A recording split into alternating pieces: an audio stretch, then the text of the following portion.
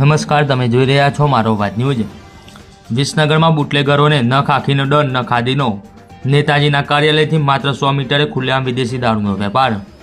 વિસનગર શહેરમાં દારૂબંધી માત્ર કાગળ પર જ હોય તેવો ચોંકાવનારો આક્ષેપ સામે આવે છે।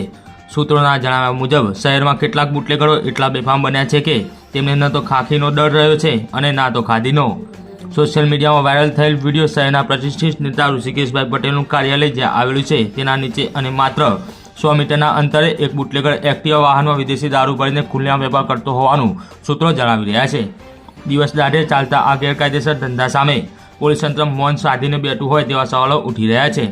સ્થાનિકોમાં ચર્ચા છે કે આ બુટલેગર કોનો દારૂ વેચે છે અને કોના આશીર્વાદથી આ વ્યવસાય ચલાવી રહ્યો છે તે સમગ્ર વિસનગર જાણે છે, છતાં આજ દિન સુધી કોઈ કડક કાર્યવાહી ન થવી અનેક શંકાઓ ઊભી કરે છે। આ વિડીયોમાં વેચાતો વિદેશી દારૂ કયા બુટલેગરનો છે તેનું નામ તમે જાણતા હોય તો અમને જણાવો। સૂત્રોના જણાવ્યા મુજબ આ એક જ ઘટના નથી, આવા અનેક વિડીયો અને પુરાવા વિસનગરમાં ઉપલબ્ધ હોવાનું કહેવામાં આવી રહ્યું છે, છતાં જવાબદાર તંત્ર દ્વારા આંખ મીચી લેવામાં આવી રહી છે। હવે સૌથી મોટો સવાલ એ છે કે દારૂબંધીની અમલવારી માટે જવાબદાર કોણ? પોલીસ તંત્રની નિષ્ક્રિયતા પાછળ કોનો હાથ? શું વેપારીઓ વિરોધ પક્ષ નેતાઓને આ અડ્ડા દેખાતા નથી? કેમ કોઈ રજૂઆત કરતા નથી?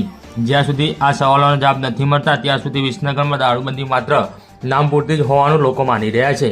વિસનગર શહેરમાં ભરત નેપાળી, વિજય ગટો, અનુ પટેલ, રાહુલ પના, લાલિયો, અજિયો કાબરી, અનિત પટેલ વિદેશી દારૂના વેપારી હોવાનું સૂત્રોના દ્વારા જાણવા મળ્યું છે। તેમજ જુગારધામ ચલાવતા જુગારીઓના નામ પણ અમે તમને આધાર પુરાવા સાથે બતાવીશું।